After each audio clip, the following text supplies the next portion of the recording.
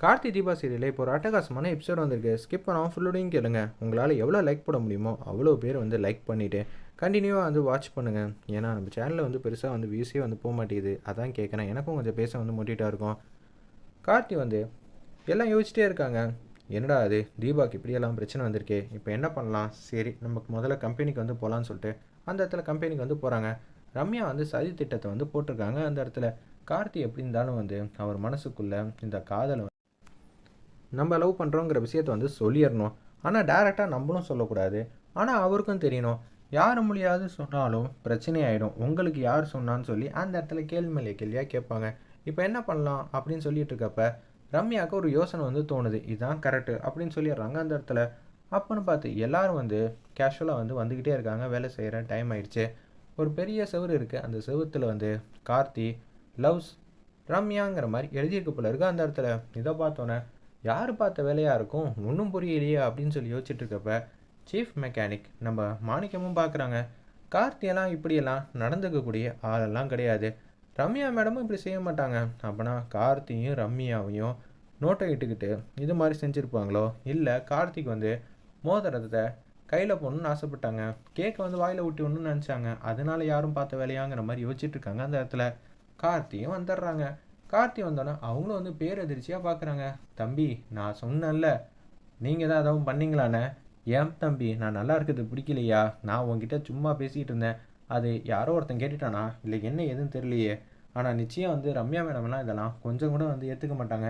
இந்த விஷயம் வந்து தெரிஞ்சிச்சுன்னா அப்புறம் அவ்வளோதான் அப்படின்னு சொல்லி உச்சக்கட்ட கோவத்தில் தான் வருவாங்க. என்ன நடக்க போகுதுன்னு தெரில தம்பி. ஆமாம், யார் பார்த்தாலும் கோவம் வரதானே செய்யும் அப்படின்னு சொல்கிறாங்க அந்த இடத்துல. நம்ம மாணிக்கமும் கார்த்தியும் அப்போன்னு பார்த்து ரம்யா வந்து யோசிச்சிட்டே இருக்காங்க. நிச்சயம் இதுக்கான பதில் என்னவா இருக்கும்? கார்த்திகிட்ட சாரின்னு சொல்லுவாங்களா, இல்லை சந்தோஷப்பட்டு சிரிப்பாங்களா? இந்த ஆசையை நம்மளும் சொல்லலை, ஆனால் கார்த்திக்கு தன்னால் வந்து தெரியப்படுத்துகிற மாதிரி ஒரு சுச்சுவேஷன் வந்து க்ரியேட் பண்ணியாச்சு. ஊருக்கு போகிறதுக்கு முன்னாடி இது மாதிரி ஒரு விஷயம் நடந்தாலே கடைசியில் அது நல்ல சிக்னேச்சராக தான் முடியுங்கிற மாதிரி ரம்யா வந்து யோசிச்சுட்டு இருக்காங்க. ரம்யா அதோடையாக வராங்க அந்த இடத்துல. ரம்யா மேடம் கிட்ட இந்த விஷயத்த வந்து சொல்கிறாங்க. மேடம், செவத்தில் உங்களை பற்றியும் கார்த்தியை பற்றியும் என்னென்னமோ எழுதியிருக்கு, எல்லாரும் அங்கே தான் இருக்காங்க. என்னது, அங்கே இருக்காங்களா? இங்கே டைம் ஆயிடுச்சு, ஒர்க் பண்ணுற இடத்துல யாருமே இல்லைன்னு பார்த்தா வெட்டி கதை பேச வேண்டிய இடத்துல மட்டும் எல்லோரும் இருப்பீங்க போல இருக்கே அப்படின்னு சொல்லிட்டு நம்ம ரம்யா வந்து கோவமாக வந்துகிட்டு இருக்காங்க அந்த இடத்துல. அப்பன்னு பார்த்து நம்ம ரம்யா அப்படியே செவத்தை வந்து பார்த்துட்றாங்க. பார்த்தோன்னே தம்பி, ரம்யா மேடம் வந்து செவத்தை வந்து பார்த்துட்டாங்க, கோவமாக நடந்து வந்துகிட்டு இருக்காங்க. இப்போ என்ன பண்ண போகிற அப்படின்னு சொல்லும்போது தெரியலையே, ஃபஸ்ட்டு நம்ம சொல்கிறதெல்லாம் அவங்க கேட்பாங்களா?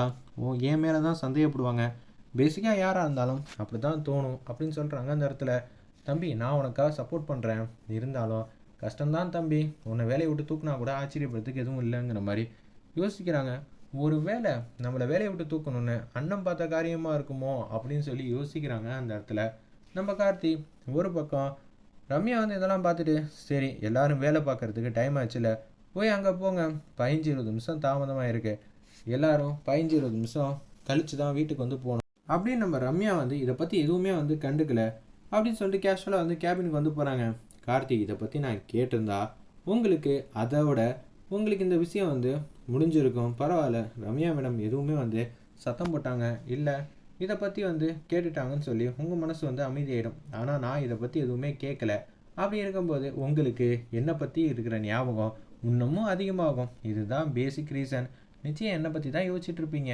ஒரு பக்கம் வந்து மாணிக்கம் வந்து கேட்குறாங்க. தம்பி, ஒன்று கோவப்பட்டு உங்களை அடிச்சிருக்கணும், இல்லை வேலையை விட்டு தூக்கியிருக்கணும். கார்த்தி, என்ன நீ தான் பண்ணியான்னு சொல்லி இது மாதிரி பண்ணுற வேலையாக வச்சுக்காதுன்னு ஒன்று ஏதாவது ஒன்று சொல்லியிருக்கணும். அதை எதுவுமே சொல்லாமல் அவங்க மட்டும் இப்படி கேஷுவலாலாம் கடந்து போகிற ஆளே இல்லையே. எனக்கும் அதான் தோணுது, ஒன்றும் புரியலங்கிற மாதிரி கார்த்தியும் யோசிக்கிற மாதிரி காட்டுறாங்க. எப்படி இருந்தாலும் ரம்யா தான் இதெல்லாம் பண்ணிட்டாங்கன்னு தெரிஞ்சா நிச்சயம் கார்த்தி வந்து ரம்யா கண்ணத்துலேயும் வந்து பொழிச்சு பொழிச்சுன்னு அடிப்பாங்க. வெயிட் பண்ணி பார்ப்போம்.